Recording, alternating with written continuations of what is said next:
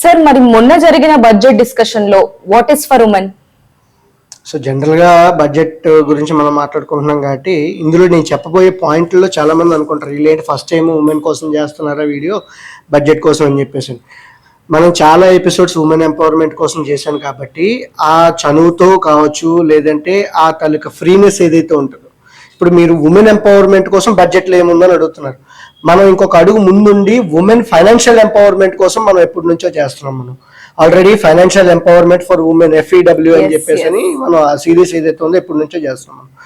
Budget గురించి వచ్చేటప్పటికైతే ఒకటి training కోసం, రెండోది ఆపర్చునిటీ కోసం, మూడోది లోన్స్ కోసం, నాలుగోది వచ్చేటప్పటికైతే కనుక వాళ్ళ తాలూకా ఆదాయం ఏదైతే ఉంటుందో పెంచాలి అనేటువంటిది ఈ 4 మేజర్ పాయింట్స్ కింద మనం చెప్పుకోవచ్చు. ఫస్ట్ది ట్రైనింగ్ కోసం ఏదైతే ఉంటుందో, సో ట్రైనింగ్ కోసం కొత్తగా రకమైనటువంటి ఈ ఎడ్యుకేషనల్ ఇన్స్టిట్యూషన్స్ లో ఆడవాళ్ళ తాలూకా సంఖ్య ఏదైతే ఉందో పెరిగింది అని చెప్పేసి వాళ్ళు ఇచ్చినటువంటి గణాంకాలు.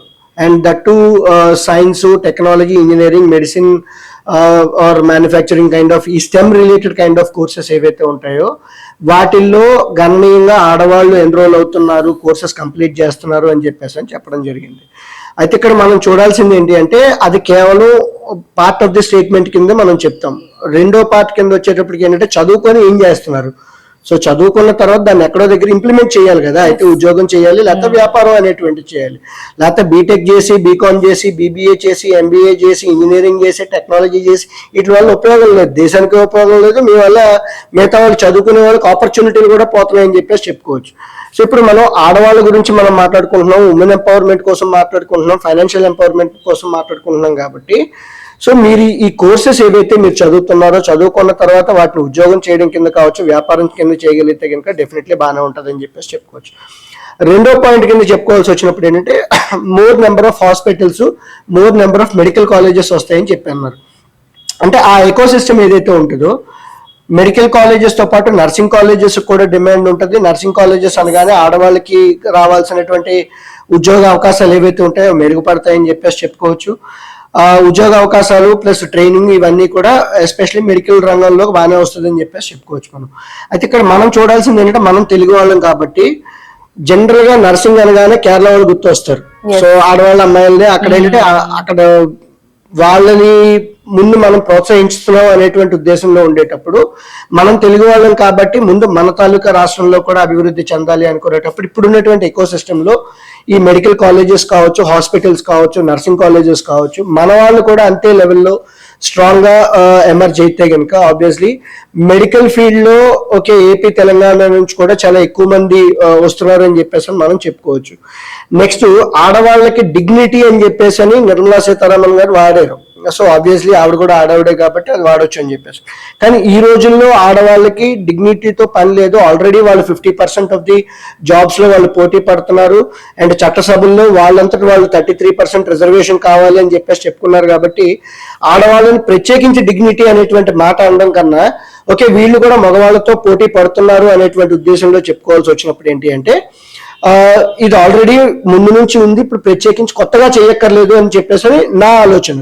మేబీ కొంతమంది ఆడవాళ్ళు ఏంటంటే దీన్ని తప్పు పట్టొచ్చు, బట్ ఆల్రెడీ మనం గతంలో చేసినటువంటి ఉమెన్ ఎంపవర్మెంట్ వీడియోస్ లో దృష్టిలో పెట్టుకుంటే కనుక ఇది కొత్త ఏం కాదు అని చెప్పేసి నా భావన అది. నెక్స్ట్ నిన్న బడ్జెట్ లో ఇచ్చినటువంటి స్టేట్మెంట్లు అంటే 70% కొత్త ఇల్లులు ఏవైతే ఉన్నాయో ఆడవాళ్ళ పేర్లు ఉన్నాయి, లేదంటే ఆడవాళ్ళు కూడా జాయింట్ హోల్డర్స్ కింద చేశారు అని చెప్పేసి టు అన్ ఎక్స్టెంట్ రైట్. ఎందుకంటే ఆడవాళ్ళకి ఆల్రెడీ ఆస్తుల్లో సమాన హక్కులు ఉన్నాయని చెప్పేసి సుప్రీంకోర్టులో చెప్పినటువంటి ఉన్నాయి. అండ్ కేంద్ర రాష్ట్ర ప్రభుత్వాల్లో చాలా వరకు చాలా స్ట్రాంగ్ గా చూస్తున్నారు. కాబట్టి సో ఇప్పుడు ఇదేదో కొత్తగా ఇస్తున్నట్టు అన్నట్టుగా మనం చెప్పుకోకుండా ఆల్రెడీ వాళ్ళు కూడా డబ్బులు సంపాదించగలుగుతున్నారు, వాళ్ళు కూడా ఆస్తులు కూడబెడుతున్నారు అని చెప్పేసి మనం క్లియర్ కట్ గా చూస్తున్నాం. అండ్ ఇది మాత్రమే కాకుండా సెల్ఫ్ హెల్ప్ గ్రూప్స్ ఏవైతే ఉన్నాయో అంటే సుమారు 83 లక్షల సెల్ఫ్ హెల్ప్ గ్రూప్స్ నుంచి 9 కోట్ల మంది ఆడవాళ్ళు బాగుపడ్డారు, లేదంటే పైకి వస్తున్నారు అని చెప్పేసి అని వాళ్ళు ఇచ్చినటువంటి గణాంకాలు. అంటే స్టేట్ గవర్నమెంట్స్ కావచ్చు, at the same time central government వాళ్ళు ఇచ్చినటువంటి ప్రోత్సాహకాలు ఏవైతే ఉన్నాయో ఆబ్వియస్లీ వాళ్ళ తాలూకా ఎర్నింగ్ పొటెన్షియాలిటీ అయితే పెరిగింది. ఎందుకంటే కొన్ని డ్వాక్రా గ్రూపులు అని చెప్పేసి మనం ఏవైతే చెప్తూ ఉంటామో స్వయం కృషితో వస్తున్నటువంటి వాళ్ళు సొంతంగా మేము ఏదైనా మా అంతటా మేము నిరూపించుకోవాలి అనుకున్న వాళ్ళు ఎవరైతే ఉన్నారో వాళ్ళకి రావాల్సినటువంటి చేయూత ఆల్రెడీ అందుతున్నదని చెప్పేసి చెప్పుకోవచ్చు. అండ్ నెక్స్ట్ ఇప్పుడు రాబోయేటువంటి బడ్జెట్లో దాన్ని కౌంట్ 2 కోట్ల నుంచి 3 కోట్ల వరకు చేస్తామని చెప్పేసి అన్నారు. నెక్స్ట్ ఏంటంటే లక్పతి దీది అని చెప్పేసి అన్నారు. అంటే ఆడవాళ్ళకి ₹1,00,000 ఇస్తే సరిపోతుందా అనేటువంటి లెక్కల్లో మనం మాట్లాడుకోవాల్సి వచ్చినప్పుడు ఆడవాళ్ళు ఆల్రెడీ ఇంట్లో చేస్తున్నటువంటి పనులు కావచ్చు, ప్లస్ కొత్తగా వ్యాపారం నుంచి చేసి ఉద్యోగం చేసి తెచ్చేటువంటి డబ్బుల నుంచి మనం మాట్లాడుకోవాల్సి వచ్చినప్పుడు వాళ్ళు ఆల్రెడీ లక్షాధికారులు కాదు కోటీశ్వరులు అని చెప్పేసి మన తాలూకా భావన. సో ఇప్పుడు వాళ్ళు ప్రత్యేకించి ఏదో ₹1,00,000 ఇస్తున్నాము ప్రత్యేకించి తెస్తున్నాము అనేటువంటిది ఎకనామిక్ టర్మ్స్ పరంగా మాట్లాడుకోవాల్సి వచ్చినప్పుడు ఎస్ వాళ్ళకి కావాల్సినటువంటి సంపాదన శక్తి అనేటువంటిది పెంచాలి. And at the same time real money power కింద వచ్చేటప్పటికి ఏంటంటే ₹1,00,000 అనేటువంటి చాలదు. In fact it has to be like 2.5 lakh rupees అనేటువంటిది ఉండాలి. ఎందుకంటే ఈ రోజుల్లో పల్లెటూరులో అయినా సరే మనం గట్టిగా మాట్లాడుకోవాల్సి వచ్చినప్పుడు ₹10,000 పెద్దగా ఏం రాదు. ఎందుకంటే సామాన్యంగా ఒక కుటుంబం బతకాలి అనేటప్పుడు ₹25,000 ₹30,000 అనేటువంటిది ఈ రోజుల్లో ఖర్చుల కింద మారిపోయి. సో ఇంట్లో ఉన్నటువంటి ఇద్దరు మగవాళ్ళు ఆడవాళ్ళు ఇద్దరు కలిపి పనిచేసి ₹25,000 ₹30,000 వస్తేనే కానీ గడవలేనటువంటి పరిస్థితికి వచ్చేసింది. ఒకవేళ గడవట్లేదు అంటే వాళ్ళు ఆల్రెడీ దారిద్ర్య రేఖకు దిగు ఉన్నట్టు అని చెప్పేసాను. బట్ మనం మధ్యతరగతి కుటుంబాలని పైకి తీసుకురావాలి అని చెప్పేసి వాళ్ళు ఎవరైతే బడ్జెట్ లో 4 pillars లో ఒక పిల్లర్ చెప్పారో సో వాళ్ళ తాలూకా ఫైనాన్షియల్ ఫ్యూచర్ ఎలివేట్ అవ్వాలి అనుకునేటప్పుడు జస్ట్ ₹1,00,000 అయితే చాలదు, it has to be more అని చెప్పేసి మనం చెప్పుకోవచ్చు. నెక్స్ట్ ఇప్పుడు బిజినెస్ చేస్తున్న వాళ్ళకి వాళ్ళు చెప్పడం ఏంటి అంటే కనుక సుమారు 43 కోట్ల మందికి 22 lakh crores ఎంతో ఇచ్చారు. I don't remember it exactly. అంటే 22 లక్షల కోట్లు 23 లక్షల కోట్లు ఇచ్చాము.